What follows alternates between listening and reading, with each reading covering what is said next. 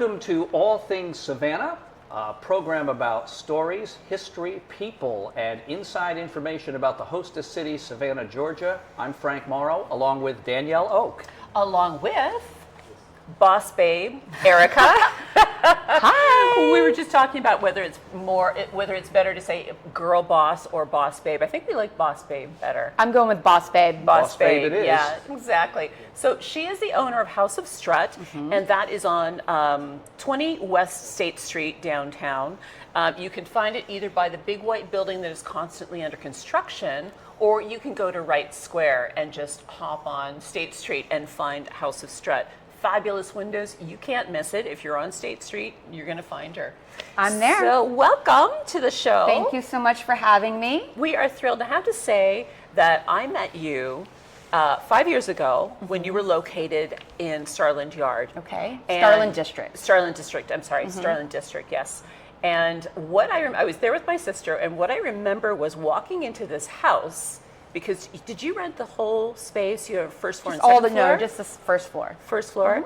And we felt like we were literally in a closet, but this wonderful place. And we were both amazed because it was jaw-dropping, the collection. And we felt we were in the presence of greatness, honestly. The presence of greatness. It sounds so corny, but like there was such an incredibly, and I hate this word curated, but you could tell this was coming from somebody who knew exactly what she was looking for, what she was doing. Everything was in beautiful condition. It was not like vintage places we had seen in the past where everything's sort of just jumbled and falling out of boxes and carefully roughed thought out. up. So many vintage places are really kind of worn down, and yours was a jewel. Oh, thank you. And I feel like you have continued to do that in your new location on State Street. So if you remember Erica, House of Strut, back in the day in Starland District, she's not there anymore. She's got her own long gone, beautiful boutique on State Street. So let's go back. I want to find out about your childhood. So were you always? Yeah, exactly. But were you always? Was it always about the clothes for you, or the looks, or like when do you feel it really started? I had phases. When I was much younger, I would say 4 to maybe 8, I was definitely into playing dress up. And my grandmother would save her old gowns from like the 50s, 60s, 70s, her square dancing outfits. She would save them, and then I would play dress up in them. Now I'm also a tomboy, so if anybody knows me, I can be aggressive. In a good way. In a great way. And competitive. But being a tomboy, I played a lot of sports, so I kind of moved away a little bit from it. Okay.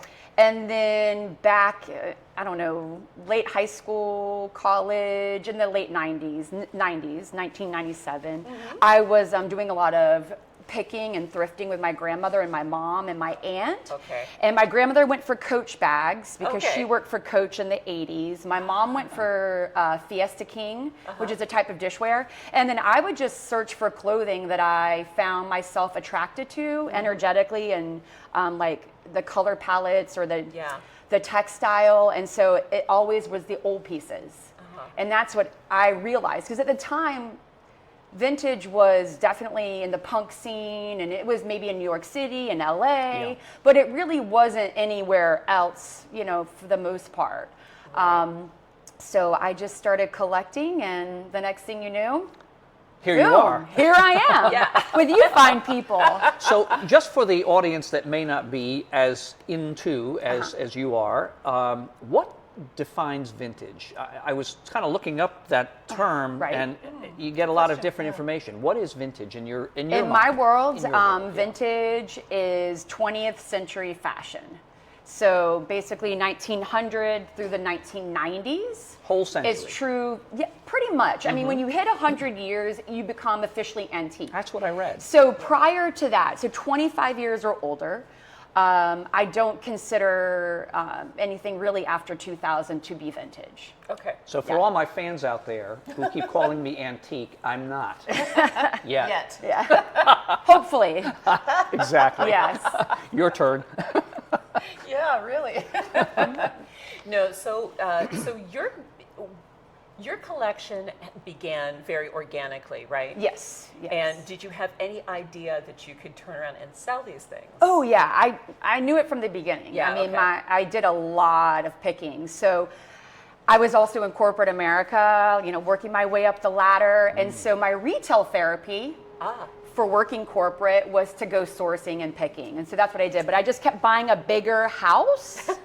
And I was like, one day I'm going to do this. One day I'm going to do this. And finally I did. I learned to let go to receive. And that was the biggest lesson that I had to learn, is that you can't receive when your hands are full. So you've got to be willing to let it go in order for more to come into your life.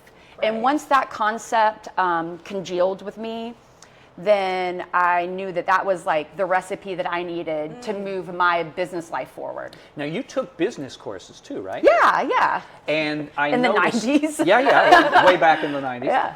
And I noticed that you have on, I think it's your website, but it may be your Facebook page, a little dissertation about fear and how fear has sort of been a catalyst maybe for you. Explain that a little bit. Well, maybe that's part of letting go to receive, allowing fear to drive your decision-making skills. I would rather just kind of push through it. But the biggest to me, failure is not trying. And so if you're not trying, I think you're fearful about something. But if you're trying, it's good to push through. I'd rather fail than not try at all. Or quit. You don't or quit. not try at all. Right. So really kind of getting friendly with the idea of failure and just sort of like, meh. Yeah, I don't really care if I fail. I tell my son it's okay as long as you put effort into it, Yeah, it's a good mantra. Yeah, it's absolutely. Very good. Yeah. That's great. So pretty simple. It's simple, but it's not simple at the same time, right? True. If you're trying to overcome it. So your business acumen, I mean, you totally bring that into the work that you do now, which you. I think is really, so anytime I've been in your shop, she's got great staff. So you can just tell that To all my strut squad, I love you. Yes, Sorry, shout out to my team. It's important. Absolutely. Yes. So when you're walking in her shop that this is a well-oiled machine. Yes. Definitely get that impression. Yes. So you don't have to tip your hand here, but do you have any like future plans, or do you do this online? Online requires so All good questions. Online is an additional business. And when you're in my business, I have one piece. That's it. Yes. Each individual item. So the time spent online and posting it through a website, it's a goal. But for me, I want to create an experience for the shopper. And digitally, it's very hard to do that. So I'm more of a hands-on creator. And so if I can create a real feeling with a real experience in a real storefront, then I can have the opportunity to roll out the red carpet for my client and teach them, or not teach them, but treat them the way I would want to be treated when I was shopping. So that's always been my philosophy. And so the folks who come in, do they share your imagination about what could be? It's always interesting for me to find out, when a customer walks in the door, how far along do you have to bring them before they see the vision you might see? Because you've been doing this for some time. So maybe you see something in them or for them that they can't see themselves. Does that make sense? Yeah, absolutely. I have this gift. Like, I'm able to touch someone and then put together an incredible look for them. I can touch their waist and know their size immediately, and then I can envision the color palette and the style that's going to suit them best. It's just a talent that I think I was blessed by God with, honestly. And so I like to be able to share that with my clients, for sure. But to take them to see my vision, some rides are shorter, some rides are longer, but I'm willing to give it all I got and let them see the vision that I have. And sometimes people just have to see it on. And they have to see it properly tailored or hemmed or cinched or darts added. And I can show them the way. Yeah. So important, though, because, we're living in a retail environment, which we pointed out, online, number one. Secondarily, think of almost any larger retail space you go into. most people don't care that you're there. I don't want to make a knock against the big retailers, but we all know how we feel when we walk in the door. Yeah. To have that sort of very individual, personal attention right out of the get-go, the minute you walk in the door, and I know that's what you do, you engage people. Oh, yeah. Is totally different than where a lot of retail is these days, but so special. Well, that's what I want to do. I want to create an environment that is memorable, and then also create an environment where the client has the opportunity to explore their own personal style and they're comfortable enough to try something new. Most people just default into what they're comfortable with. Sure. And if I can help people just break out a little bit, I think that builds their confidence. And they really do appreciate it. And not many people take the time and put the intention into others. And so at House of Strut, it's important that my staff and myself give each person individualized attention with a fashion focus and create an environment that's fun. If it's not fun, then we're doing something wrong. But it becomes an experience. Absolutely, yes. It's definitely an experience. You also have fabulous jewelry in your Thank shop. you. And bags. Thank you. And so tell us a little bit how, is that just, that's part of the whole, isn't it? Well, yeah, fashion is all the things, accessories, belts, bags. The only thing I really don't tap into is footwear, Right. but I focus on boots because they last forever if they're good. So yes, I have everything from pre-owned, pre-loved luxury bags, all the way through jewelry and hosiery and lingerie. Yeah. And all the things. You have a little section of the shop that's just Coach bags. Yes. And I think that must be an homage to your grandmother, Of right? course, And of her course. love of Coach bags. Yes, Because absolutely. you also have menswear. I do have menswear, yes. Men need love too. Yes. I'm sorry for all the men in this town that do not have opportunities for fabulous fashion. So that's what I'm doing is I'm filling a gap in this town. So all the men, come on down. We've got tees, jeans, blazers, sweaters, Hawaiians, military wear. shirts, brilliant I've got stuff. so many, a variety of pieces for men because they've been ignored in this town when it comes to fashion opportunities. And I am creating a little honey hole of vintage fashion for our masculine wearers. Men, yes, but also those who want to dress masculine. Yeah. And sometimes, you know, Yeah. Everybody dress needs masculine. everybody needs fashion. Coming love. from a tomboy. yes, coming from a real tomboy. She understands. Let me remind everybody that you are watching All Things Savannah. We normally stream. We're not streaming these days. But we're coming to you from the Twin Spades Lounge at the Bluff Hotel, 630 West Bay Street, Historic District, downtown Savannah, Danielle Oak and I, with Erica, the owner and creative director of the House of Strut. It's on Wright Square. Go over and take a look if you get a chance. Beautiful square and a wonderful shop. And she's telling us all today, or as much of it as we can Sure. get from her. Yes, Yes. that's right.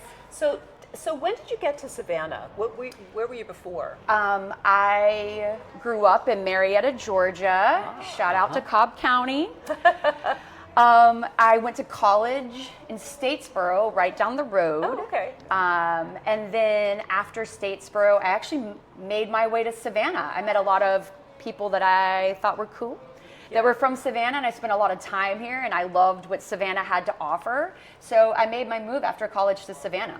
Thought it'd be a great place to live. So Wow, okay. I was here for 2 years, and then I got a little bored in my early 20s, so I moved to New York City. Well, Okay. And I lived there for a couple of years, but then I realized, you know, once you're missing something, how great it is. other folks tell And us I that. came back. Yeah. So I've been back you for got it out. 18 You got New years. York out of your system. I did. I got the big city out of my system. Well, yes. sort of out of your system, but just as a part of your life, not so Yeah. much like It's a do it second and be home done. to me. I mean, I love New York City. to be able to go Yes. back and just know it Yes. is a great Yeah. feeling Yes. too. But you don't have to live there anymore. You just No, I don't have to pay the feel rent that. anymore, You don't which is have good. to have all the things attached to it. But no, that's really cool because that also is a way of learning like crazy, isn't it? Yeah, yeah. I mean, to me, that's the best way for me to learn is by doing and putting my hands on something or walking somewhere.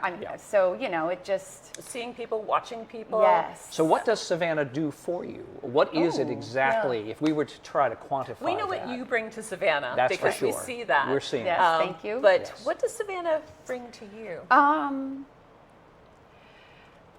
Savannah is a peaceful place, and it's a city where the nature blends with the city. And the history to me is important, and I love the idea that we take that seriously here, and we do preserve and we make effort for the historic preservation. So that's very important to me. Savannah has a lot to offer with nature, with history, and the people, the community here is really special. Like if you're into something, you will find a group that's also into it as well. And that's really nice. And I think we do come together when needed, and we all do appreciate the city. And even the art scene, there's so many reasons why I love Savannah. It has me reeled in. It captured sure. you. Yes, absolutely. And there's a lot of creative people here, so vintage is a creative person's, I think, preference in clothing and in fashion. So I feel like I can be something special, like a special experience for those visiting the city as well, and deliver something that nobody else is delivering. Absolutely. Yeah, I totally Let's agree. talk about Diana Rogers. Yes. Diana Rogers is new to me. I didn't know who she was. She passed not too long ago, but she has a significant space in your heart, in your shop. Yes. Tell the audience, if you would, what you can about Diana Rogers and why she's so special. Thank you. So I'm actually wearing Diana's piece today. Oh, this how is wonderful. her two-piece look. And her, We're going to get a close-up of you here. We're going to yes. get the camera This is there. her two-piece and her pink jacket. Oh, that's hers too. Yes, and her hat. So not the leg warmers, but those are mine. So I wore Diana today to honor her. She, to me, is a fashionista, a queen of Savannah icon, as well as a performing and music icon as well. Diana came from New York City, by way of New York City to Savannah about 22 years ago, about the time that I arrived. Wow. And Diana played the piano at Vix on the River, at the Pink House, later in La Scala. And she was such a magnificent woman, fierce, sassy, a woman of action, great stories, kind heart. She was just a terrific human being. She resided downtown in an old gingerbread house full of clothing and jewelry and sparkling water, a woman of my heart. and Diana sadly passed away, so it was an honor for me to be asked by her family to take on her fashion estate and to sell it through House of Strut and offer the proceeds to a music scholarship for someone that's underprivileged.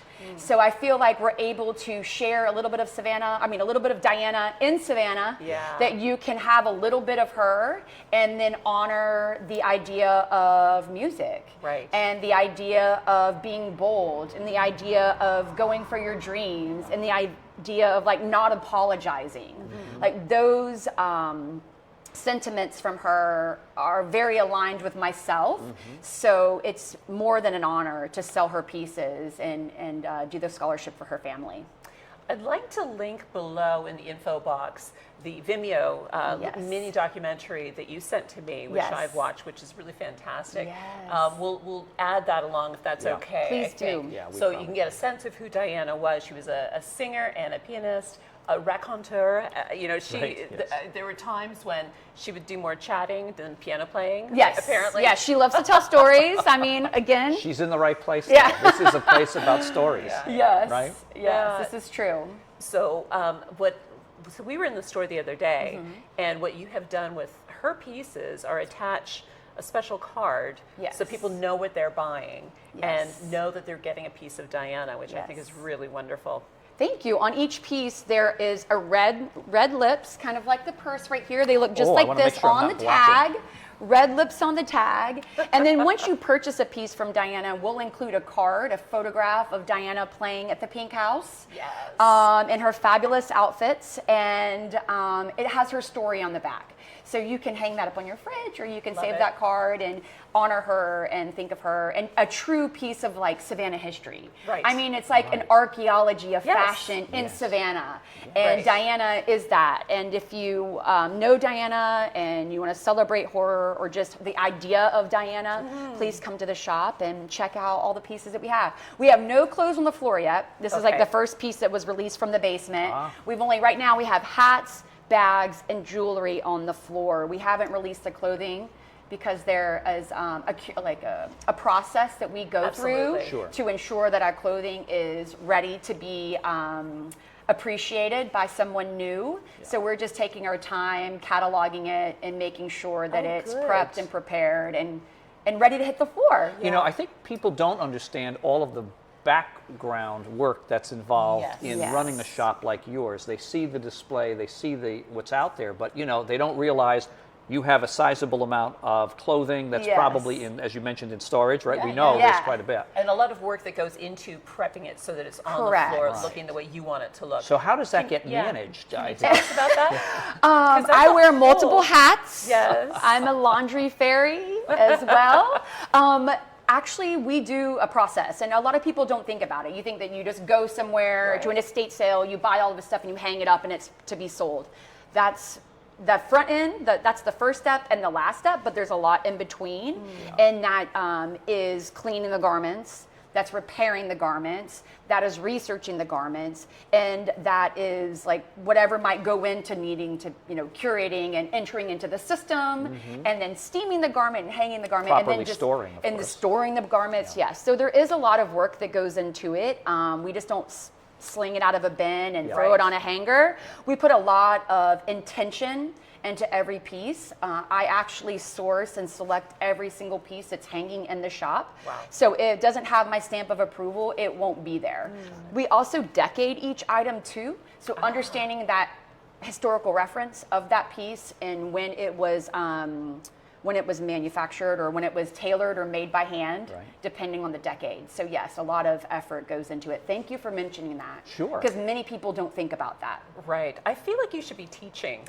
Thank you. I actually do teach. You do? Yes. Tell us about that. Well, last summer was my first course. I've done a couple different teaching things, but the last summer I did a course called the Vintage Fashion Masterclass. I've had different people through the years approach me about wanting to do this for a living and what a great job this would be and what a great career, and then you know, they might do pop-ups on the weekend, but they really wanted to do something more permanent. So I actually developed a course. It was a 7-day course where I had students come from Nashville, Miami, and Atlanta, and they came here and studied with my team, and we covered everything from the history designers to important designers through the last century, how basic repair, sewing and mending, also sourcing strategies and techniques, reporting, the boring stuff. Like so much involved, though. Yeah, so much involved, and I did a course on what would I have needed 10 or 15 years ago that somebody didn't give me that I had to figure out.